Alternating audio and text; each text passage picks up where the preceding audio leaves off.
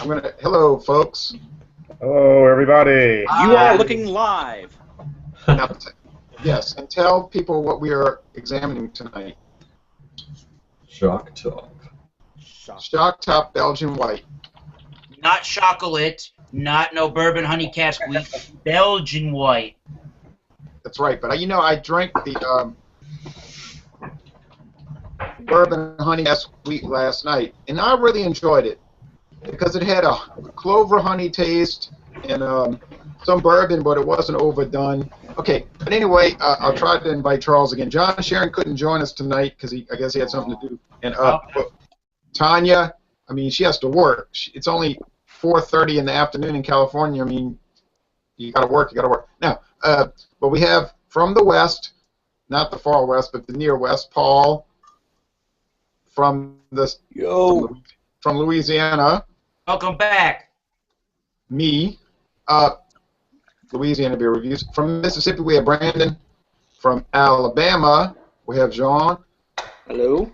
From Connecticut, we have Friar Tuck. And from Massachusetts, we have Eric and Nate. Hey. Hello. Now, Shock Top, 5.2% alcohol. Budweiser, as a point of reference, is 5% alcohol. I was looking on the website for Tap Into Your Beer, which is a fascinating website that Anheuser-Busch, oh, look at all that smoke. Anheuser-Busch has so many different websites, like Tap Into Your Beer is so helpful because there is no age gate. Once you click in, it'll always bring you into the site without having to click your birth date and all that irritating stuff. And they give you the ingredients of each beer they currently produce. So you can tell when an Anheuser-Busch beer has been discontinued because it will no longer be on Tap Into Beer. Lawyers have taken over a country when you have to type in your birth date to read about beer. Amen. Right. I know. Right. Who made that remark? Paul. Paul did. Oh, yeah, right. Paul's got this freedom trip. But I'm with you. this personal liberty trip. Hang up. But That's a hang up is what it is. But anyway,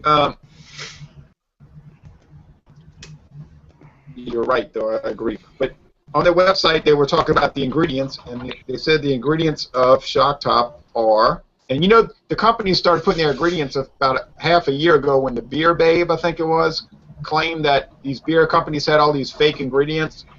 And so Anheuser-Busch and Miller and Coors said, no, we don't, and they just started listing all their ingredients. They never really hid their ingredients. If you would ask them, they would tell you. But Right. it's water, barley malt. But is it her claim that there's other ingredients they're not telling you about? Yes, but they said she was lying. No, they didn't say she was lying. They said she was just wrong. Okay. Well, And she never, she didn't keep challenging them. She just dropped it when they said she was wrong. But water, barley malt, wheat malt, hops, yeast, orange peel, lemon peel, lime peel. Wow, look at that. Orange, lemon, and lime. And coriander. Coriander, which comes from cilantro, by the way. Now, do you think that they would hide ingredients? I don't believe that they do, but... I don't think so either. I I don't think in this day and age you can get away with that. So many people are so needing to know for even just for allergy reasons. You got to know. Absolutely. Awesome. Yep. Right. And this is far more regulated than the vitamin supplements you can buy at CVS. Oh, wait, that was a shot. Brandon says, oh, she's full of it. Don't get me started on her. I know. She's kind of a disliked person in the beer world, I guess. Hey, guys. A couple of years ago, and maybe I'm jumping the gun right now, but didn't Bud Light try to come out with a beer that was kind of similar to this a couple of years ago? If I remember, they had a beer called Bud Light Golden Wheat. Yeah. And it had some of the same ingredients that Shock Top has. Coriander, a little bit of orange peel, and I think at the time they were trying to compete with, with Blue Moon. I mean, with their thing, and now I don't know how long Anheuser-Busch has had Shock Top, on their, in their umbrella, but I remember Bud Light had came out with a beer kind of similar with some of those ingredients that, you mentioned. Let me tell you about that. Still hearing that echo. I think I know where it's coming from. Now, 2006 is when Shock Top debuted. It was Michelob Shock Top.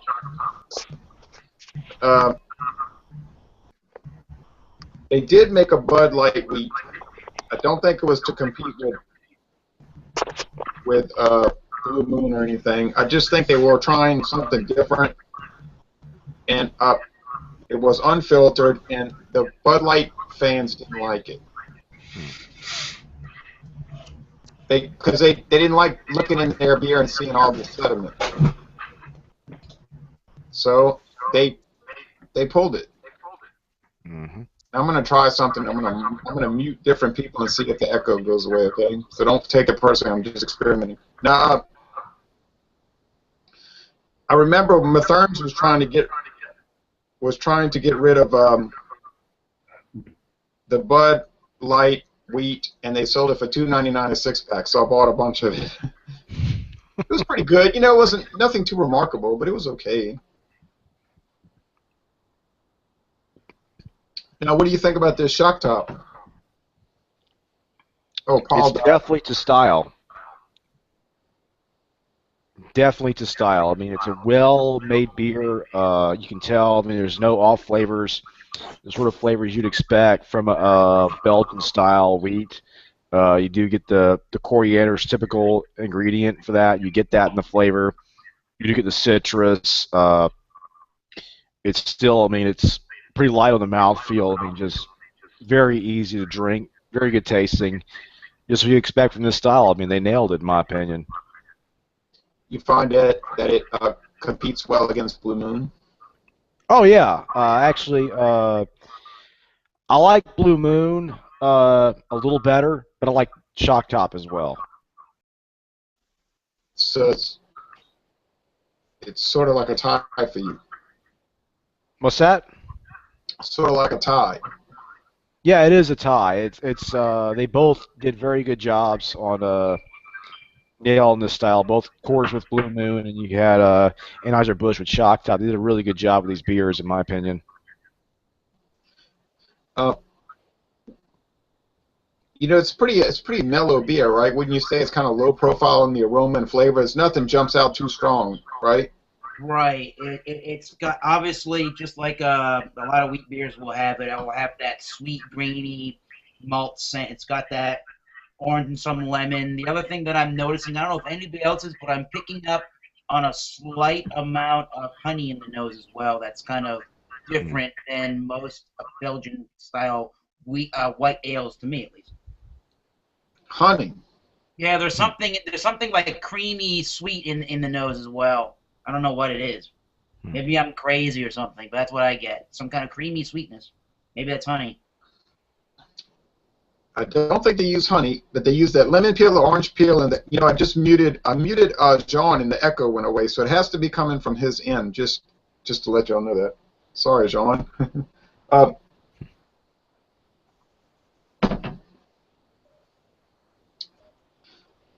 If they put the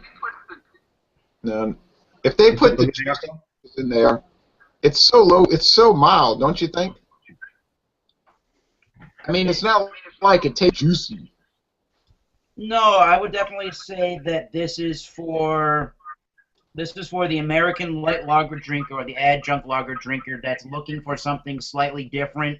That's not what they drink every day, and somebody might pick up a Blue Moon or this Shock Top and be completely happy every now and then, and not feel like they're being offended by the flavors. This is not going to offend anybody, this beer, I don't think.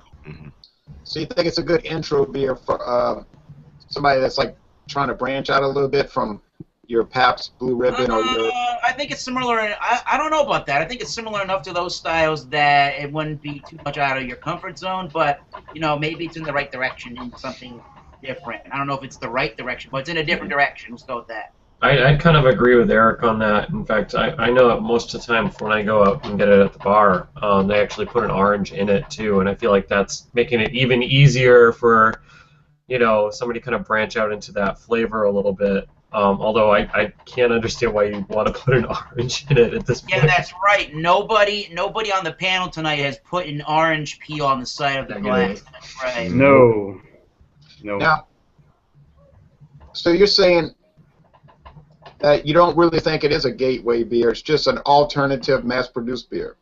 Yes, that's what I'm thinking entirely on this. Yeah, that doesn't mean it's bad. It's just a different thing that Anheuser-Busch puts out. That's all. A different option at the bar. Okay. I see a lot of people drinking this in New Orleans. About 10 years ago, I started seeing a lot of people drinking Blue Moon at the Superdome, and Miller Coors kind of had a monopoly on the Superdome, and then Anheuser-Busch was not about to let that happen, so they started doing some major pushing in the Louisiana Superdome, and now, if you go there, you will see Goose Island everywhere you walk. You will see Shock Top. They even had the pretzel wheat last year served in a pretzel. In a pretzel? Like glass. Oh. It was weird, They had to be odd. Very odd. I was like, man, this is bullcrap. This is so fake, But then I tasted it because John Sharon said taste it, and then I was like, no, this is for real. I mean, even though it's fake, because it's like artificial flavoring, but it tasted real. But now you see a lot of Anheuser-Busch InBev beers in the Superdome. I mean, obviously Bud Light and Budweiser are always there, but everywhere. But they'll say craft beer. Some people would be appalled by that, but they do say that in their little stations. But for your regular man on the street beer drinker, a Goose Island IPA is going to be a craft beer for them. I mean, right. You're not going to sit at the internet looking up who owns Goose Island, and frankly, if most people found out who owned it, they probably wouldn't care. Right. They would just care, did it taste good? I don't know if y'all agree with that, but that's pretty much. Go ahead. Buying. I think once again, you can go ahead, John. Go ahead. Yeah, I was saying it's pretty much the majority of what people feel. It's who cares who owns what? It tastes good to me, and I'm gonna drink it. Pretty much. Yeah, that's basically what I was gonna say. The other thing I wanted to add to that was, as long as I'll say it here. As long as Anheuser-Busch doesn't completely mess around with Goose Island beers and throw them under the bus and start changing the recipes where people were, loyal buyers of it, trying it, drinking it, liking it, all of a sudden, just like with Coca-Cola, they changed the formula and then people are getting mad. As long as they don't do that, it shouldn't really matter who's buying a beer. Yes, and people will ask me, don't you think they messed up Goose Island beers after they took it over? And I always tell them, I don't know, because we didn't get Goose Island beers around here until after the takeover, so I can't really comment to that. I mean, what I've had from Goose Island tasted pretty good, though, so maybe it was Most of those better. people have no clue about the economics of why a company like Anheuser-Busch would even buy a company like that. I mean, it's to save money on the distribution channels. I mean, it has nothing to do with changing the flavors of the beer. I mean, the beers are popular. They made a name for themselves. They're going to keep them that way. And the Goose Island was probably gone under, or they weren't doing that well, and that's why they got sold to begin with. Or either that, or the guys wanted to cash out and go live on an island somewhere. Exactly. Yeah, they had some people that they were so angry because Goose Island, Paul, was one of these storied craft beer companies that was down for the people's struggle against corporate entities, and they were in Chicago, and they handcrafted all their beers, and they were legendary. And then Anheuser-Busch came along 4 years ago and showed them the money, and they sold out. And so they had people all over the internet saying, we've been betrayed, Goose Island betrayed us, I will never drink their beer again, it's all going to be ruined. But you're saying that's probably really not the case.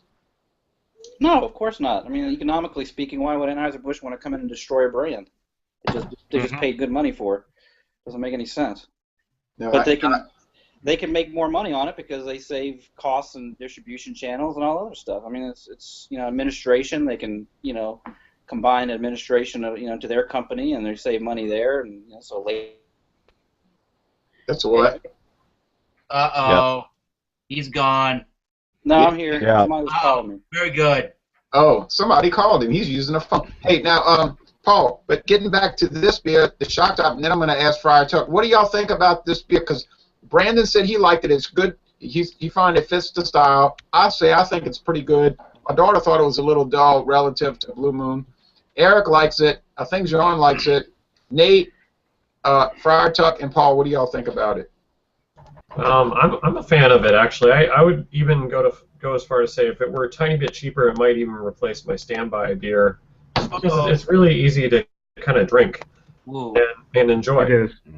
It's not like, you know, like I like the Rebel IPA also, but you know, it's not nearly as much alcohol in this as the Rebel IPA, and it's not like, I mean, I enjoy the bitter flavors, but this is kind of a lighter flavor to kind of deal with.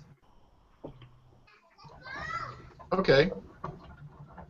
I go along with that. John or Paul or I'm sorry, I mean Friar Tuck or Paul? Yeah, who wants to go? I'll go.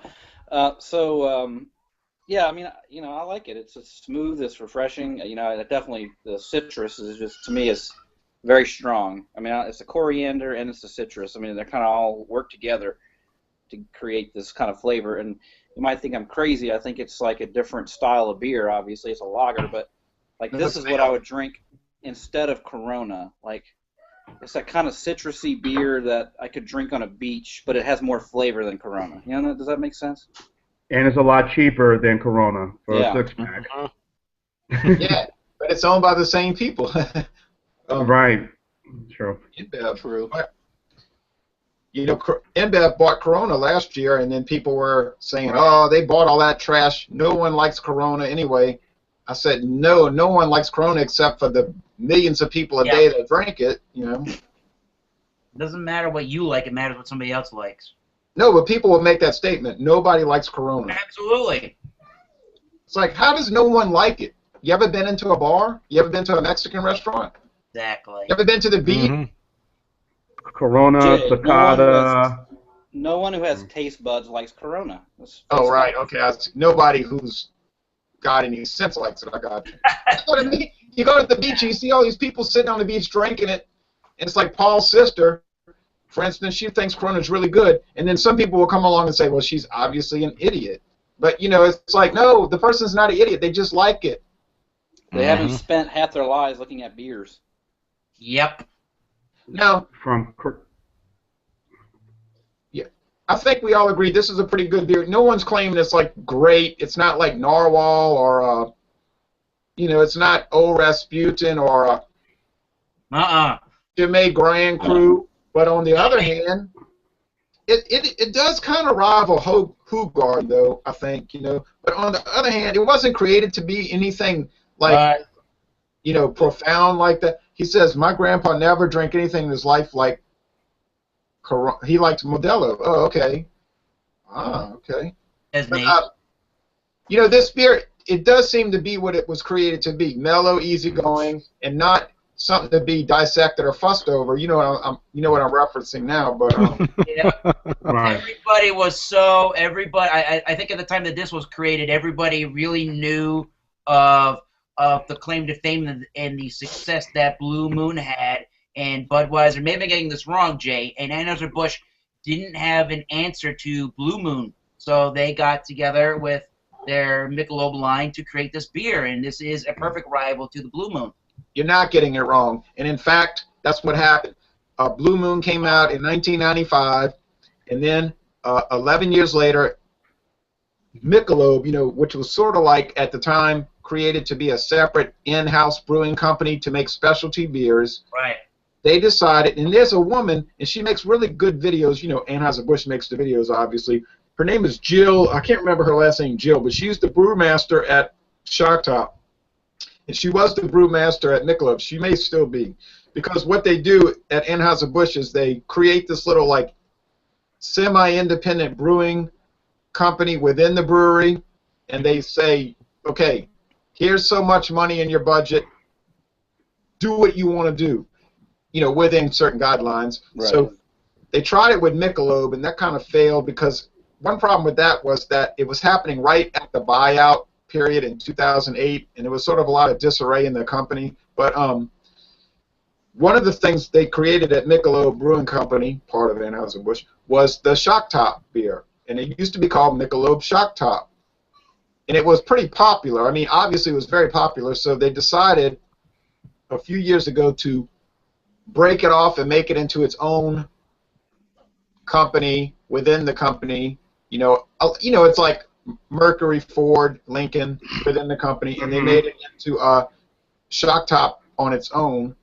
And so Jill, I can't remember her last name, but she makes little videos, and they're on YouTube, and they're also on the Shock Top website, if I recall. And she talks about each beer, and then one thing I like about her on the video is she pours the beer straight in, and she talks about that. You know how much grief I've gotten from viewers saying, "Hey, idiot, learn how to pour beer," and I'm like, yeah, why would I pour Michelob straight in, right? And then she talks about why you want to. She talks about why you generally want to pour beer straight in. But what does she know? She's only a scientist. Her name is Jill Vaughn. Jill Vaughn, yeah. Yep, that is it. I have noticed at this point in time, I have 0 head left of the beer. It'll just stick around Neither do I. I have no head. I mean, No head, no. My general assessment is that especially in my wheat beer glass here, I mean, the head came up a good distance up to the top of the glass, and it looked really, really nice. And then it just sort of died to just the liquid in the glass. I guess I'll give this, now that I'm on that subject of talking about the beer, I guess I'll give it, in my opinion, C plus B minus range. It's not the first beer of the big American companies that I would go to first.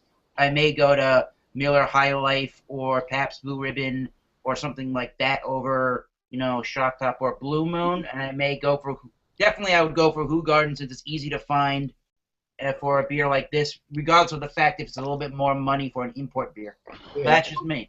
Well, we're just examining it anyway, Now, Brandon, Yes.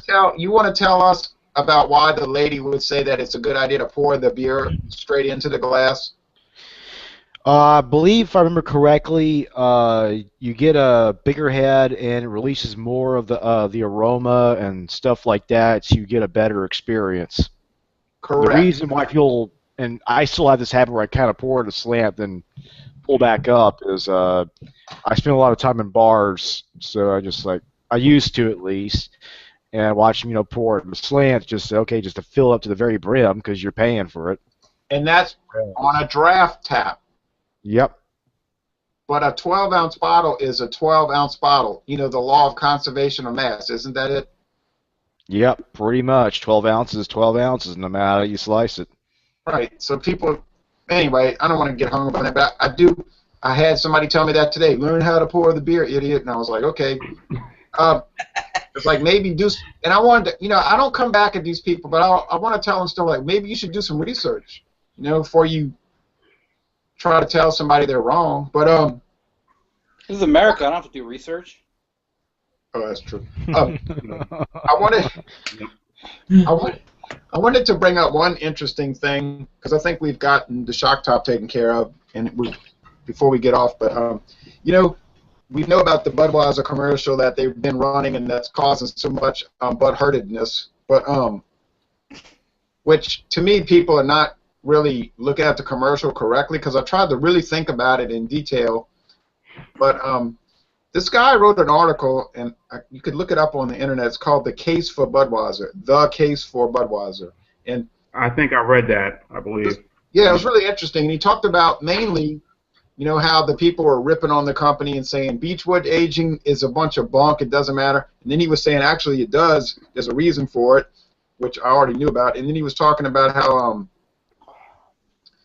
they were saying that Anheuser-Busch uses trashy ingredients for Budweiser, and then he pointed out how they did not actually use trashy ingredients, that they used ingredients that were rather expensive. And then they didn't just buy junky hops or rice or barley. They actually buy pretty high quality barley and rice, and they just command a price from the farmers because they've got so much control of the market that the farmers can't afford to lose that contract. Hey, can I interrupt real quick? Yeah. Who's getting first dibs on the best wheat and the best hops and the best barley? Is it Budweiser or is it some little brewer who makes 5,000 barrels a year? Awesome question. I think everybody. Would you say? I think everybody's trying to jump on. Would you agree? No, what I'm saying he asked who. Oh yeah, the Federalist.com making the case for Budweiser. He said who gets dibs on it. You know who's going to get dibs on it? The people with the money to make it happen. That's who's going to get dibs on it. Kind of like the same thing as like the top restaurants in the city always get the best produce, right? Correct. The choicest produce. Choicest. Look, I've read so many articles about Budweiser. Like, they have farmers in the Northwest that grow barley that only grow barley for Anheuser-Busch. In other words, they have like an exclusive. They make so much money like that. There's no incentive for them to go anywhere else. And the Anheuser-Busch dictates to them, we want the barley to be this way, and it must be this way. And their tolerances are narrow, so these people are pretty like paranoid about the stuff being correct. It's the same thing with Guinness. Guinness has these Irish farmers, and it has to be perfect, okay? But these guys are making so much money making deals with Guinness. It is only going to be perfect. I mean, but they are not kidding around. Now, another thing that that article talked about was Anheuser-Busch's utter, like, and I'm not a shill for Anheuser-Busch, no matter what people think. Their utter fanaticism about quality control and their dating, like they do not want any beer on the shelf to be out of the freshness range. You know, they want it to be the freshest beer possible. Yeah, like Brandon says, look how many people Schlitz lost. Now, that's a great story. Schlitz is such a cautionary tale.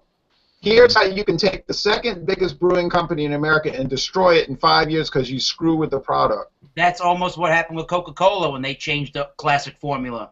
Right, it was insane, unless it was planned. But clear, but forget that for a minute. Some people think that was a planned thing, but did y'all read how strict they are about their dating? They're very strict. They are very strict. I mean, it's like I said in the little side chat. I mean, if people like myself who like Budweiser and Bud Light, who drink Budweiser and Bud Light, not just those beers, but as well as Natural Ice, which is really one of my go-to beers that I do go to. If those beers just absolutely just stop tasting like Budweiser or Bud Light or Natural Ice, I stop drinking them because, like, look, there's no excuse. You've got the money. The farmers know what you expect, so it's like there's no excuse. Whereas with a smaller brewery, they may not be getting the best product out there, and then say, oh, screw it, I'll put it out anyway. Well, you know what?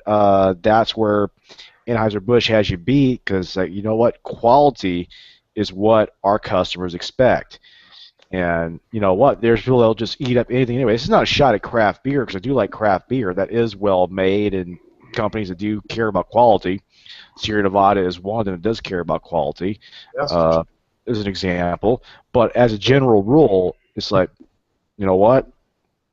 The hard way is making it sure it's done right every time. That's the hard way. Right, and you know, when did you ever go get a Natural Ice that was off? I haven't ever done it. Me either. Ever. Me either. Even this beer. Even this beer, Stock Top. Look, but I wanted to check that guy because this guy was coming out with some really fascinating stories about their quality control fanaticism, right?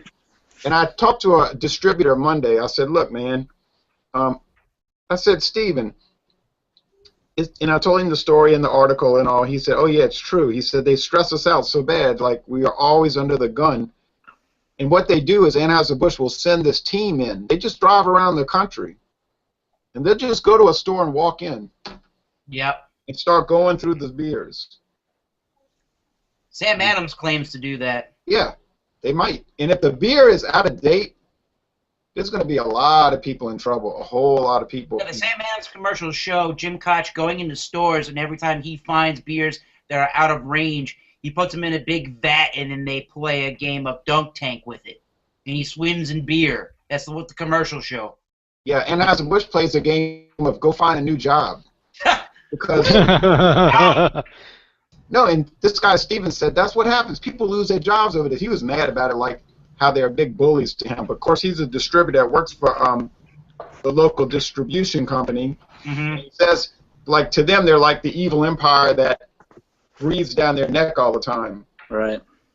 And like they tell them, you're going to clean those tap lines out, and then they do other stuff like. Did y'all read the article? It was like fascinating how they have these little gadgets hooked up to each tap line in every beer in America, every bar in America, and it's like they tell them, okay, this Budweiser has to be within this temperature range at all times. Wow. It's like this device they have. And if it falls out of the range, it sets off an alarm in St. Louis at this control center. Yeah, this kind of stuff, you know, I mean, not that I don't like these beers, but this kind of stuff, you know, gets me just interested in the companies that sort of do that stuff. It's like, I understand that you make a lot of money, but you're taking yourself ultimately way too seriously at that point. No, but that's how they. All right. I'll be here momentarily. Okay. Okay. Now, so they'll call from St. Louis. They'll make a phone call from St. Louis to the distributor in Louisiana and say, "Why is on my way?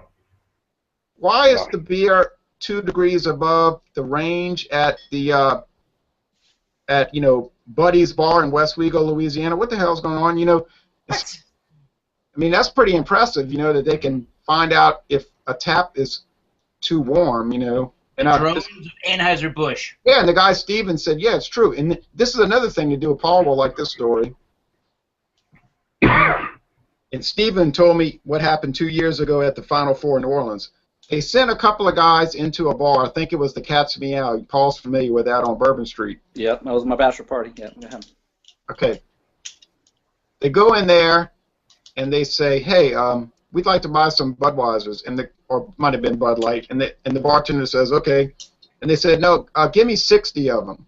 Whoa. And the bartender said, what do you mean 60? Just give me 60 Budweisers. I'll give it to everybody in the bar, and everybody in the bar was like, yay, you know. He's got a Visa card, you know, or MasterCard. And they tell the guy, give me the Budweisers that are at the bottom of that cooler. Uh-huh. But you know why? Yeah. That's the old ones. They wanted to know if anything was out of date. Steven said they had 7 different dates in the bar. And he said then it hit the fan. They sent in what they call a quality control team of like 20 people, and they went all through New Orleans, hitting up bars and finding stuff wrong, and all kind of people got in bad trouble. So that's pretty impressive that you would be that concerned about your quality of the product. I'm not over here just to talk about that, but it's just fascinating to me. You know, I don't know who else does that. I know Miller doesn't. Miller does not do that. Good. I'd say good. Now, Eric, you're saying that's good. Why do you think that's good? I mean, in general, not to cut you off there. In general, I don't mean good as in they don't care about their product. Good, but I mean. Hey, Mom, I'm on my way. Okay. I mean, it just seems like they're going crazy about it. Like nobody's gonna buy it if it's a couple of days or even a week or two over some expiration date, for crying out loud. It's beer that you could still sell. That's not gonna be making people sick or cringe or die or anything like that. For God's sakes. I understand. They just want it to be perfect. Now, I'll give you an example about Miller Coors. You want to hear the story real fast? It's a very short story. Just tell me yes or no. Yeah. Go. Let's do it. Go. Right. Last week, this beer arrived at the store. It was Worthington's White Shield and Worthington's Red Shield. I said, wow, that beer is so hard to find. You know, you just cannot find it. So the manager was going to send it back. We did not order this beer. I was like, you're going to really send Worthington's Red Shield and White Shield back? And then I said, it's pretty rare. It was in that book, 300 Beers to Have Before You Die. And so he says, go tell her not to cut it. This is the assistant manager, so she's getting furious at me. You're distracting me. I can't do my job. All right, but anyway, so they kept the beer. And I bought 2 bottles of $3.99 a piece, and it's really good beer. Worthington's Red Shield and White Shield I would highly recommend that stuff. It is really interesting. It's from England. But when I bought the bottle, I looked on the back. It says best before April of 2014. I said, oh, hell. And so I said on my video, I said, if this was an Anheuser-Busch beer and it was a year out of date, they'd be finding bodies behind the levee by the Mississippi River, I think. Huh. You know, they don't tolerate that kind of stuff. You know, the Coors people, I was like, why would they send us a whole 3 or 4 cases of beer that's a year out of date? I mean, it's like, that does not happen with Anheuser-Busch. Now, one thing that did happen with Anheuser-Busch one time is they sent us a bunch of Busch beer that was said Texas on it. Wow. Paul knows about that. You know how all the Anheuser-Busch beers in Texas have a special Texas label? Yeah. Really? Mm-hmm. And all I said was, Hey, yeah. Who? All I said was, hey, you sent us a Texas beer. And then the distributor's like, oh, yeah, it doesn't matter. I didn't care. And then the manager says, Texas beer, send that stuff back. He was furious. But anyway, Friar Tuck, any last words? He left. Yeah, he hit it out. He what? He waved goodbye to us. Oh, well. Oh, he had. hey, He, let me get back on what Paul was saying about Goose Island. I kind of agree. I think the main reason why a lot of these companies, these small breweries, are buying, and I think it all comes down to distribution. I think they want to push their beers out to other places. They know that people are talking about their beers. If someone from California comes to Chicago and drinks Goose Island, or someone from Alabama or whatever comes up to Chicago and wants to drink Goose Island, they hear about it, and I think Goose Island wants to go out there, push their distribution, you know, to the masses. And I think that's the reason why a lot of these companies like Anheuser-Busch are buying them out. Even the last one they just bought out. What is it? Elson, I believe it is, if I'm pronouncing it correctly. Elysian. And I think the next company that's going to be bought, guys, is, you know, and call me crazy saying this, and I know they like to say that they're one of the originals. They're their oldest brewery in America and whatnot, but it wouldn't surprise me if the Yuengling family sells out to one of the big three, because it's all about distribution. I don't think there's anybody out west gets Yuengling. I think, you know, You can get it in Louisiana. I get it. You could get, yeah, exactly. Even in Louisiana, you can't. Do you get it in Louisiana, Jay? We can't get it. We cannot get Yeah, I mean, I think they're the next company, and which is amazing. Here's the oldest brewery in America, in the world, in America, as they say. But Boston Beer Company, you can get down Louisiana. I can get here. I can get in Ohio. You can get out on the West Coast. But here's Yuengling, and they can't, you know, they won't push their stuff out west, or, you know, even parts where you are, Jay, in Louisiana, other parts. So I think Hold on a it's all second. about why these companies. I see what you're saying, and I agree. But Brandon is saying he talked to the distributor friend, and Yuengling is supposed to be coming to Louisiana. Oh, Hey, be quiet. that's quiet about that. Okay, I just got somebody killed. All right. But let me tell you this, Brandon. I heard that rumor 2 years ago, and they said it's coming. It's coming in January. And I said, where is it? We had a little problem. It was like good. Problem. Yeah, it was like Goodfellas. We had a little problem. I said, what do you mean? I'm telling you. I said, what do you mean? They said, well, you know, we did everything we could do, but it's gone. I said, what are you talking about? They said it's gone. You know, it's gone. And I Speaking of Goodfellas, Brandon's going to pull a little Tommy on you tonight. I'm not trying to give I am not trying to give Brandon a hard time. He tells me quiet about it. I start talking. I don't know. Brandon told me to keep you here, keep you at your house. He said keep you I was here. trying to give Brandon a hard time. I tell him go home and get his shine box. But I'm not. That's making a the big reason deal out of why. It was, That's, it was told me in a that's the public place, so yeah, whatever. sorry, Get your Brandon. Shiner box. and I think that's the reason why. It's all about distribution. If I could push it out there to the masses, sure, I'll sleep with the devil. I'll go in bed with, you know, AB InBev. I'll go in bed with SAB Miller, Molson Coors, push my beer out there and whatever, you know. Right. So Now, and we got to close this out because we're going too long. But I'll say it took a trip into the woods, Nathan said. Now, they said Cigar City's on the chopping block. Yes. Anheuser-Busch InBev's about to buy them up. That's a really good beer, you know, Cigar City beers are really good. It Never is. had- I'm sorry Friar Tuck had to get off, but I mean, he does have... Let me just say one more thing about the buyouts, okay? If you Okay. have a private brewery that you built from scratch and somebody's offering you $300 million and you're the only owner, you're selling. Of course. Of course. Period. Amen. Of course. You're selling. Of course you're selling. Paul, you know what's funny about that? Elysian Brewery used to make a beer called Corporate Beer Sucks. That's funny. But right when they started negotiating with the buyout, they suddenly took that. They took that off of it. It didn't say sucks anymore. I said, they got religion all of a sudden, or they lost their religion all of a sudden, huh? Yeah. Because sentiment walks and money talks. Amen, brother. And it is a business. I mean, people seem to forget it's a business. It's not like, and I got into it with a former Facebook friend. He was saying, oh, blah, blah, blah. I said, it's not all about power to the people beer and all of that. It's about making money. And these guys are all about making money so they can sell out and tour the world and live in a gated community. And that's what it's about. Even if you have a passion for beer, right, and you decide I want to do something with my life, right, that I enjoy doing, but you also want to make a living out of it. You don't want to, go destitute and have your family starve. So you obviously want to make enough money, make a decent living and have, buy a nice house and send your kids to nice schools and all that other stuff, like everybody else.